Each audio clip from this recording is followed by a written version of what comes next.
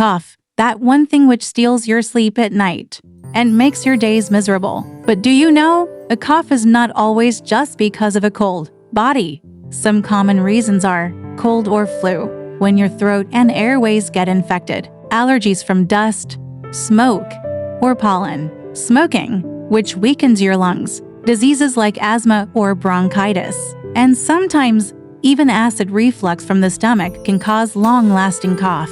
Call to action end. But if your cough lasts for more than 2 weeks, if you feel shortness of breath, or notice blood in your mucus, don't ignore it. Visit a doctor, because sometimes a simple cough can be a serious warning. Please subscribe for more information for health